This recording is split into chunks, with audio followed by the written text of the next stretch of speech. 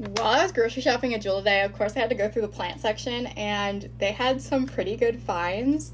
I got this philodendron Kempe for $8 and I also got this ring of fire philodendron for $8. Look at how big they are.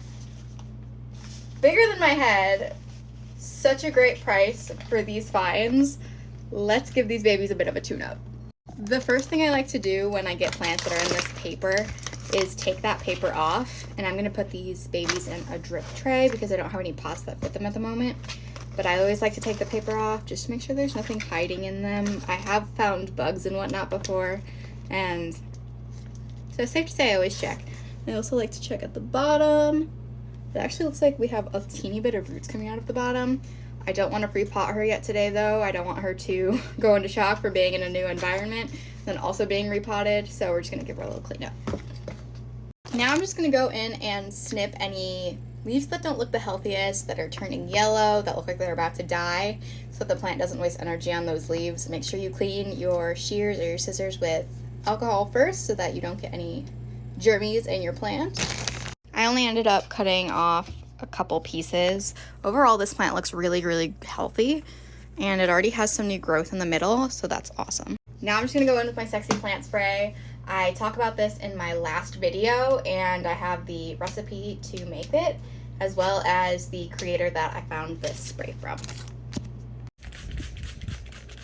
After I spray my plant, I like to go in with these gloves. It's kind of like a microfiber feel, but softer, and I like to just rub that mixture into my plant, in the leaves and on the stems as well.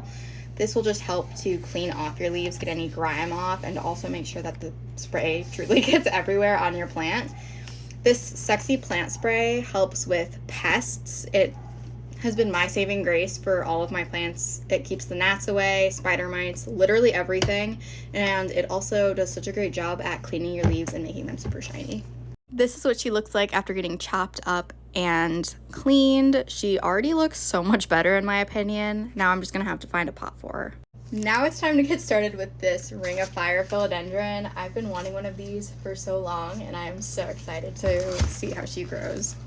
First things first, take that paper off. I looked at her roots at the bottom, and I can already tell she is starting to get root bound already, so once these plants get settled in, I am going to have to repot them.